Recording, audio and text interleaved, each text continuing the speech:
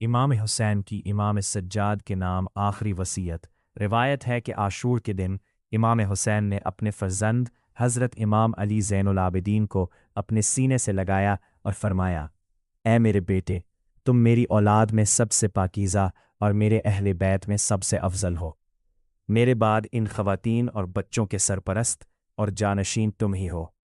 یہ سب اب اپنے وطن سے دور بے یار و مددگار رہ جائیں گے۔ ان پر یتیمی، مظلومیت، دشمنوں کی شماتت اور زمانے کی سختیاں ٹوٹ پڑیں گی۔ جب یہ رونے لگے تو انہیں تسلی دینا، جب تنہائی محسوس کرے تو ان کا مونس بننا، نرم گفتگو سے ان کے غم ہلکے کرنا، کیونکہ ان کے مرد شہید ہو جائیں گے اور تمہارے سوا کوئی ایسا نہ ہوگا جس سے یہ دل کا حال کہہ سکے۔ انہیں اپنے قریب آنے دینا، وہ تمہاری خوشبو سونگیں اور تم ان کی خوشبو سونگھو، وہ تم پر روئیں اور تم ان پر رو۔ پھر امام حسین نے بلند آواز سے فرمایا، اے زینب، اے ام کلثوم، اے سکینہ، اے رقیہ، اے فاطمہ، میری بات سنو اور جان لو کہ میرا یہ بیٹا تم سم کا جانشین ہے، اور یہی وہ امام ہے جس کی اطاعت تم پر واجب ہے۔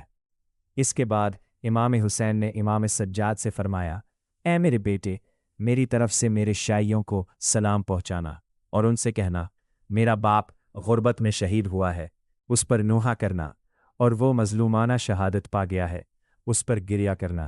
حوالہ معالی سبتین۔